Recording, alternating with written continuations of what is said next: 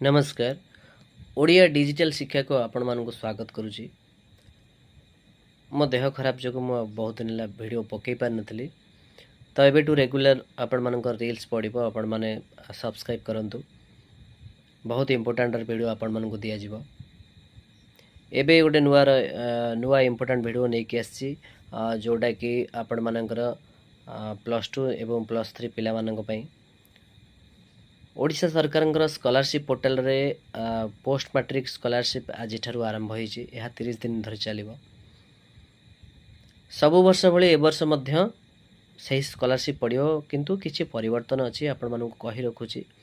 एतरे समस्त जातिर लोक पकई परिबे बा समस्त जातिर पिला माने पकई परिबे।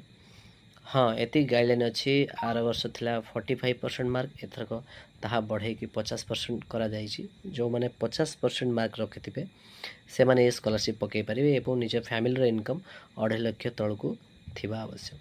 आ एथिपि दरकारी कागज पत्र आपण मानक कहि रखुछि। एथिपि दरकारी कागज पत्र हैला आपण मानकर आधार कार्ड एवं आधार कार्ड रे मोबाइल नंबर लिंक थिबा निहाती दरकार एवं आपणकर बैंक सीडिंग मध्य थिबा निहाती आवश्यक। आउ रहिला आपण मानकर एडमिशन रसीद एवं आपणकर इनकम सर्टिफिकेट रेसिडेंट सर्टिफिकेट।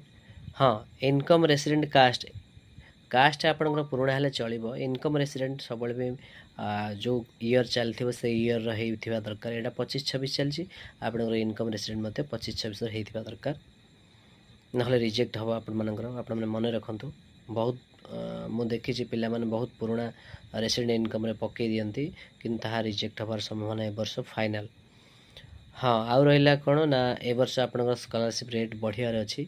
तो आपण माने जेमती आगुरु पाउथिले +2 पिला 5,000 एवं +3 पिला 8,000 सेटा अवश्य कन्फर्म हैनी। आपण मानू कहि रखुछि +2 आपण पाइबे 8,000 एवं +3 पाइबे 12,000 एटा हबार अछि। जदि आपण माने स्कॉलरशिप ठीक से पकेबे निश्चित ये पैसा आपण माने पाई परिबे।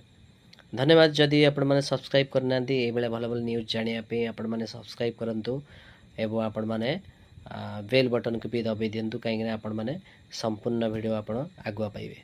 धन्यवाद।